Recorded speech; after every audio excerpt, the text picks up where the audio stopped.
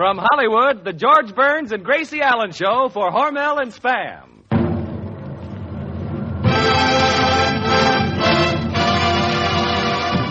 Crazy people.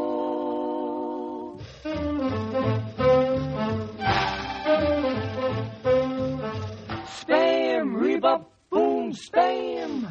George Burns and Gracie Allen are the show when it's orchestra. For singing glee, we're the Smoothies three. Last but not least, and with Bud Heaston.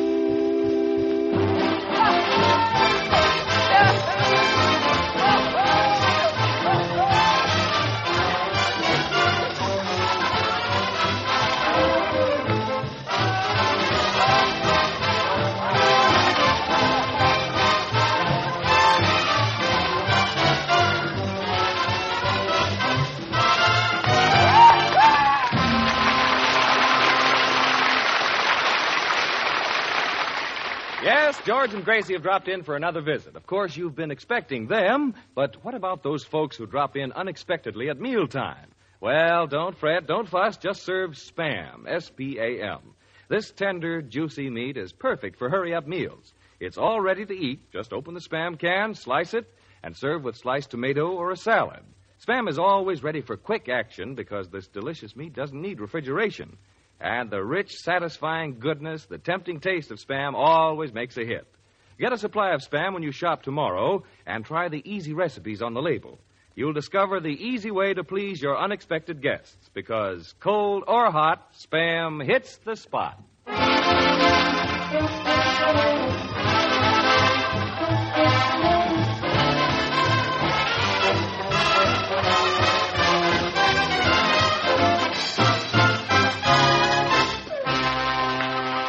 Together just like Spam and egg. Ooh. Why, the stars of our show, and here they are in person, George and Gracie.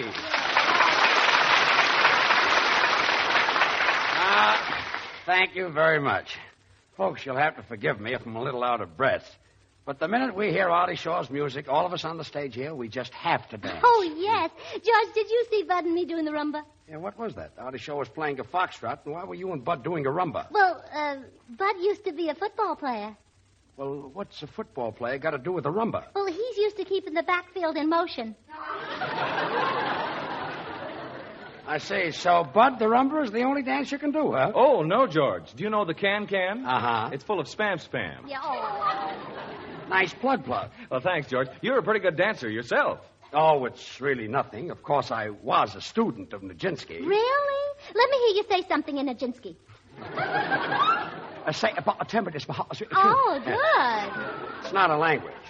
Nijinsky was an internationally famous dancer. At one time, he had the world's largest ballet. Well, why did he go on a diet? Gracie, I'm sure you've seen ballet dancing. Look, I'll give you a demonstration. I'll put my foot out like this. Yeah. See, then I'll point my toe and place my hand on my hip like this. Uh-huh. Then throw my head back gracefully like this. Oh, isn't he pretty? Yes, I'm a little dreamboat. Mm-hmm. I'll never forget one night in Cleveland. The ballet was doing the Dance of the Faun. And there I was in an amber spotlight singing the Pipes of Pan. The audience was spellbound. Senor Burns, you sang the Pipes of Pan? Yes, Senor Lee, I sang the Pipes of Pan. Which was worse, your pipes or your pan? Artie, will you put a muzzle on that South American guitar player? Sure, George, but first I'll have to take it off the piano player. Well, take it off. Now, George, don't let him upset you. I happen to know that you know a lot about the theater. In fact, my grandfather used to tell me about seeing you on the stage. When you were a kid? No, when he was a kid. Yeah. Oh. Well, anyway, I do know a lot about the theater. My father and mother were actors. As a matter of fact, I was born on the stage. Did you get much of a hand? Yes, for an encore, I did a minuet with the stork. The stork? Yes. You know, I once saw a stork that looked like a duck. How can a stork look like a duck? Well, I don't know. Maybe he wore his legs down delivering to Bing Crosby?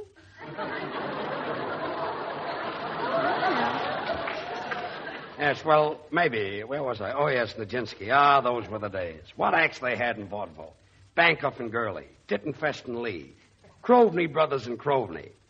Where can you find talent like that today? Well, I don't know about the arrested him, but I do know what Dittenfest is doing. Dittenfest? Yes. Dittenfest, Louise? What's he doing? He's an assistant to a doorknob polisher. Assistant to a doorknob polisher? Yeah? What does he do? Well, he's the fellow that goes, and the other fellow polishes.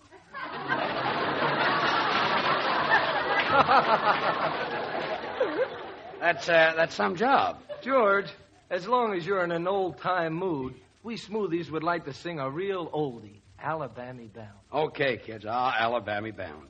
You know, I used to do that in vaudeville, too. Those were the days. You know, folks, vaudeville is in my blood. Oh, so that's where it went. Artie, you and Bud and the rest of you can kid all you want to. But if it hadn't been for vaudeville, I wouldn't have met Gracie. Remember? Remember, Gracie, the first time we met at the Hill Street Theater in Newark? You came into my dressing room? Yes, and you had a picture of that balloon dancer on the wall. That's right. And the minute I saw you, I took the picture down and put it in the wastebasket. And then you put the wastebasket in the safe. And then came all those tough years. I struggled and worked my fingers to the bone. Yeah, but you couldn't open the safe. Those were the days, yes. Smoothies, the song. I'm Alabama bound. There'll be no heebie-jeebies hanging round. Just gave the meanest ticket man on earth all I'm worth. To put my tootsies in an upper berth. Just hear the choo-choo sound. I know that soon we're gonna cover ground. And then I'll holler so the world will know. Here I go, I'm Alabama bound. Alabama waiting for me. Just gave the meanest ticket man on earth. You put all my goods in an upper berth. Just hear the choo-choo, now we're bound to cover ground. Here I go, choo-choo blow. I'm Alabama bound. Goodbye blues. Birds are singing, every old thing's in tune. Goodbye blues. Nothing but laughter morning and afternoon. I'm Alabama bound. There'll be no heebie-jeebies hanging around, leaving town. I just gave the meanest ticket man on earth all I'm worth, the bestest that I had. He put the tootsies in an upper berth. Just hear the choo-choo sound. I know that soon we're gonna cover ground. And then I'll holler so the world will know. Here I go, I'm Alabama bound.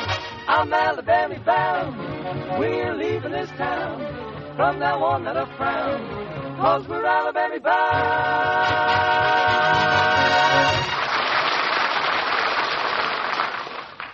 Smoothies, that was beautiful. Well, tonight, ladies and gentlemen, we're going to do a play. We're going to give you our version of the popular MGM picture, Gold Rush Maisie. In this story... George, we're not going to do Gold Rush Maisie. We're not. No, I sat up 2 days and 2 nights and changed the whole title. You did. Well, what is it now? Gold Rush Gracie.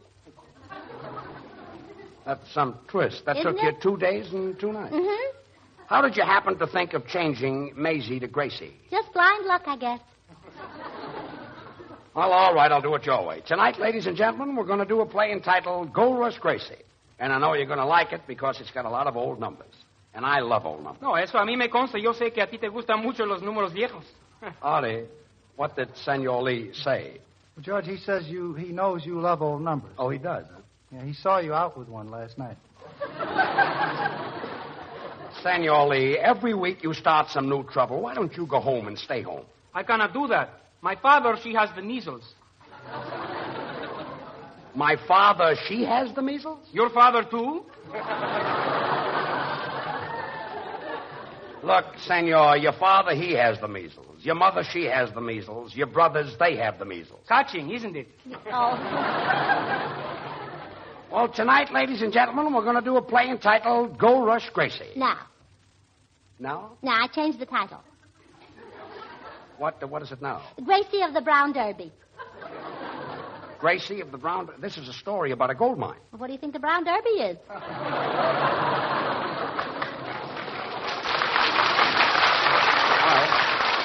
All right, then. So tonight, ladies and gentlemen, we're going to do a play entitled Gracie of the Brown Derby. Mr. Burns. Look, I know you went to Harvard for 4 years and that you're very unhappy because you're a sound man. But that's not... It's not that. Would you mind if I slammed the door just once? Why?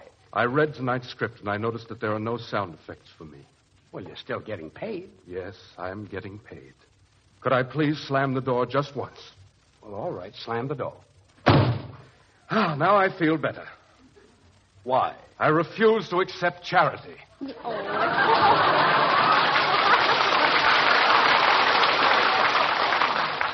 Tonight, ladies and gentlemen, we're going to do a play entitled Gracie of the Brown Derby. Now. You changed the title. Yes. What is it? She was killed wearing slacks, or she died like a man.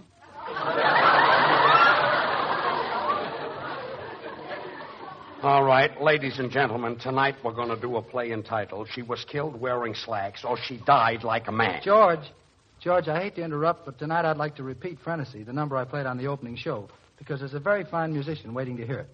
Who? Me. Tonight, ladies and gentlemen, we're going to do a play entitled She Was Killed Wearing Slacks. To think I'm a lowly sound man. Sound man. Stop grumbling. To think I've got one brother who won the Pulitzer Prize and another brother who won the Nobel Prize. You've been telling me about those two genius brothers for weeks. Yes, and they're ashamed of my being a sound man. Well, if they're ashamed of you, why don't you quit? If I quit, they don't eat.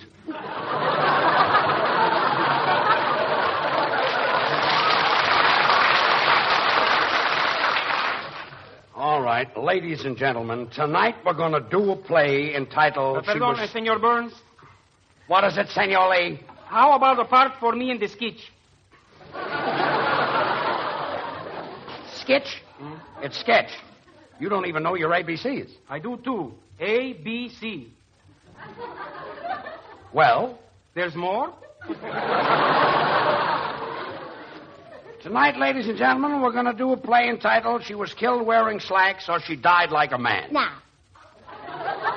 Now, I changed the title. The title is The Bus Drivers Who Wear Pajamas, or They Drive by 90. Gracie, is this the last title? It's positively the last title. Good. Ladies and gentlemen, tonight we're going to do a play entitled The Bus Drivers Who Wear Pajamas, or They... Come in! George Burns and Gracie Allen? Yes? I'm Joyce Moon. Oh, Joyce Moon. George, I forgot to tell you, this young lady is from Fergus Falls, Minnesota, and she has been chosen Queen of the Lakes at the Minneapolis Aquatennial. Go ahead, Joyce. Go ahead. Mr. Burns and Miss Allen, the people of Minnesota have sent me as a goodwill ambassador to inform you that we in Minnesota are naming 2 lakes after you, Lake Burns and Lake Allen. Naming 2 lakes after us. Well, Gracie, say something. I don't know what to say. I've never been a lake before. Gracie, please. Here are 2 jars of water, one from Lake Burns and one from Lake Allen. As we knew you were too busy to come to Minnesota to christen the lake, we brought the lakes here to christen you. Well, thank you very much. Oh, thank you. And before you go back, Miss Moen, I must give you some water from our Los Angeles River. That is, as soon as I can find a shovel. Miss Moan, we just can't wait until we see those 2 lakes. Oh, they're very pretty little lakes. You know, Lake Burns and Lake Allen have a little bay. They have a little bay, huh? Well, isn't that cute? How long have they been married? About 2 years. Oh. Well, goodbye. I've got to be running along. Well, goodbye, Miss Moan, and thank you, and thanks to the people of Minnesota. This is what I do for a living. Quiet, sound man. Pardon me, old man River. Oh. Tonight, ladies and gentlemen, we're definitely going to do a play entitled The Bus Drivers Who Wear Pajamas, or They Drive by 90. Now. No! No. Now, I've really got the title now. Why I didn't think of this before, I'll never understand. This will really floor you. Well, what's the title? Gold Rush Maisie. George, isn't it wonderful having 2 Minnesota lakes named after us? Yes, Gracie, but we have to go there. How are we going to find them? There are 10,000 lakes in Minnesota. But there's only one Spam. Spam? What's Spam got to do with our finding the lakes? Well, you'd be surprised. George, spell Spam backward. Spam backward. Let me see now. M-A-P-S. That spells maps. That's right. So if we want to find our lakes, all we have to do is look at some maps. Well, Bud, there's another easy use for Spam. It's a good thought, too, George, because Spam is so easy to use. This delicious tender meat goes hand in hand with warm weather lunches and suppers. When mealtime rolls around, just open a can of Spam, slice this grand-tasting meat, and serve with your favorite salad or make plain Spamwiches. Spam is all ready to eat as soon as the can is opened. Now, here's another hint. Follow the Spam platter idea that Bubble served at luncheon in Gracie's honor the other day. Put a mound of cottage cheese on a platter, then a ring of sliced tomato, and surround the platter with slices of Spam.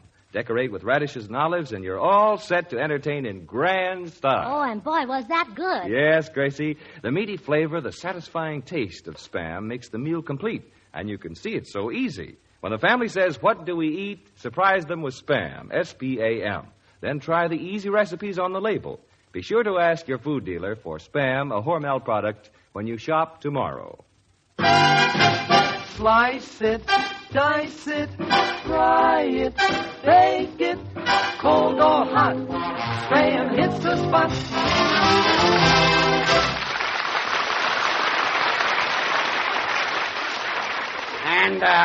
And now for our play. And you can make up your own title. Bud, set the scene. The scene of our story opens in a typical frontier dance hall, the Cafe Elbow, just a joint. All the dance hall hostesses are working hard trying to make an honest mink coat. In the center of the floor, we find our heroine, Gold Rush Gracie.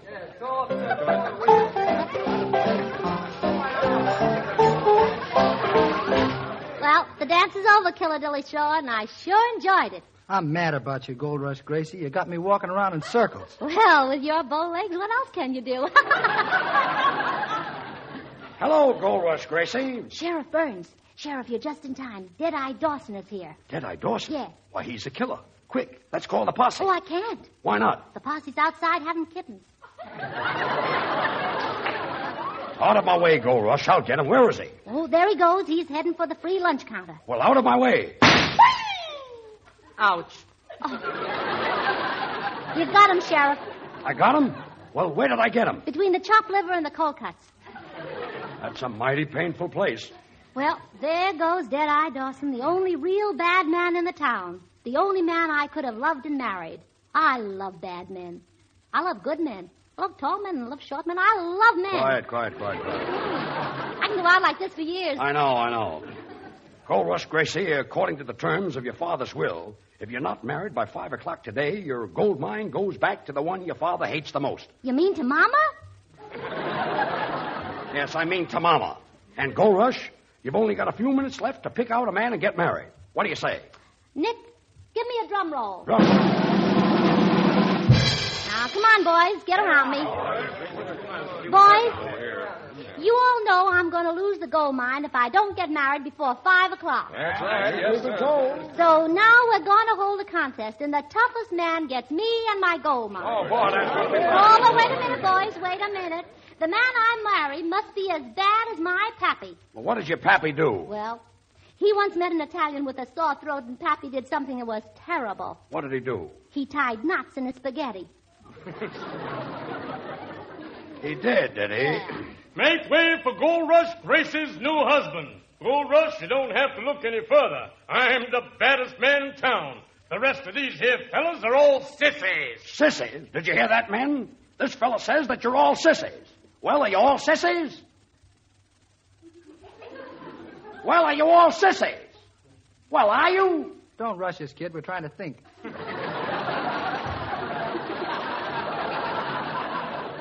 Well, Gold Rush, you better make up your mind. You've got to get married to somebody. Make way, here comes Bullethead Heaston. He'll gallop through the window. He's riding for trouble. Whoa! There. He's a Fanchnamarco unit, this kid. You call that riding for trouble? When my pappy rode, there was real trouble. How come? Well, he didn't know how to ride. Oh, well. Out of my way, varmints. Gold Rush Gracie, if you're looking for a real bad man to marry, I'm a man with a record. On my right arm here, I've got tattooed names of the men I've killed. On my left arm, I've got tattooed all the names of the banks I've held up. And on my back, I've got tattooed, well, you wouldn't be interested. Oh, well, yes, I would. Come here, let me read it. Listen, boys. Fuzzy Wuzzy was a bear. Fuzzy Wuzzy had no hair. Fuzzy Wuzzy wasn't fuzzy. Or was he? Well, what do you think of Fuzzy Wuzzy? It's pretty lousy. You've got a poem tattooed on your back and your record tattooed on your arms, eh? I got something on my chest, too. Well, what is it? Ladies and gentlemen, for a tasty snack, just open a can of Spam. It's all ready to eat. You'll find everybody in the house likes its meaty flavor and it needs no refrigeration. And there's nothing like Spam for lunch. You call yourself bad, huh? Oh, I'm plenty bad. Today, for lunch, Yes. I had hamburger. Oh. That is bad. You ain't half as tough as my pappy. My pappy would take a telephone book and tear it with 2 fingers like this. Say, tearing a phone book with 2 fingers. That's wonderful, Gold Rush Gracie. How did you ever do it? Easy. It was a Glendale phone book.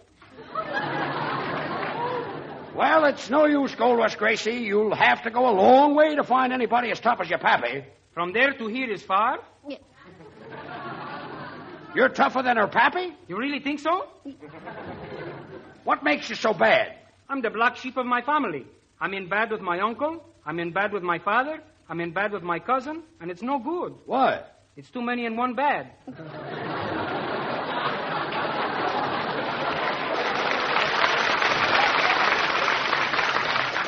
Well, Gold Rush, your time is just about up. Well, I guess I'm going to lose the gold mine after all. Oh, don't take it too hard. Come on over to the piano and I'll sing you a little song. One April showers all will come your way. Oh, for they bring flowers of that blooming May. Oh, stop, Sheriff, stop. After hearing you sing, I've made up my mind that you're the man I'm going to marry. Why? Because nobody can be as bad as you are. Is that so?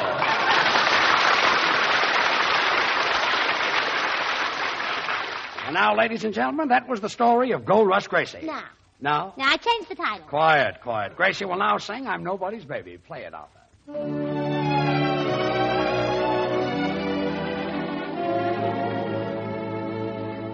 I used to be my mother's baby, but when I smiled, my dad went wild. Whenever we had company, they'd bounce me on their knee, and the neighbors thought I was a darling child, I think. Once I was everybody's baby, but right now I'm lonesome as can be. You see, I'm nobody's baby. I wonder why each night and day I pray the Lord up above.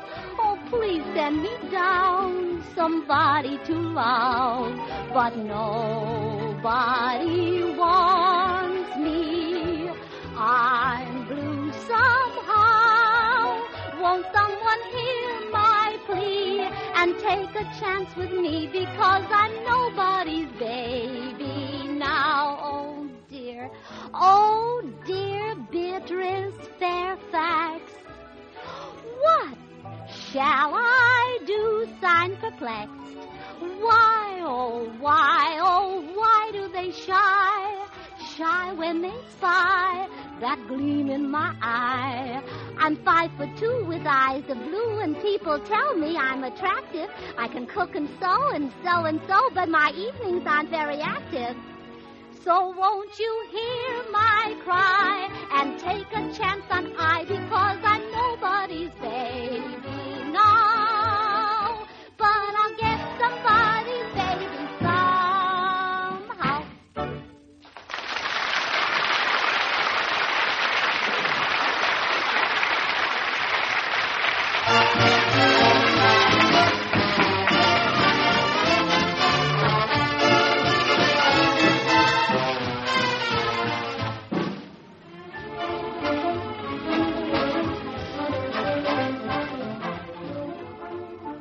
Friends, when the weather is hot and sultry and appetites are dull, here's the way to give your family grand-tasting food that's easy to fix. Just open a can of Spam, tender, juicy meat that's all ready to eat. Slice it and serve with your favorite summer salad.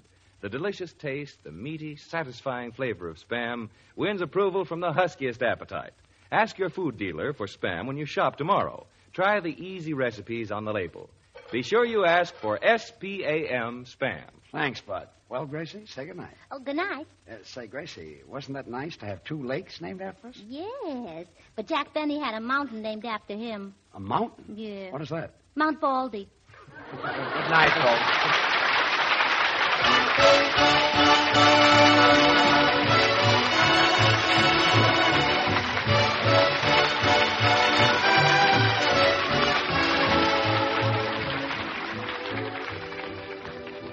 Be with us again next Monday night, same time, same station, for another George Burns and Gracie Allen show with Artie Shaw and his orchestra and the Smoothies. Until then, this is Bud Heaston reminding you to remember that cold or hot, Spam hits the spot.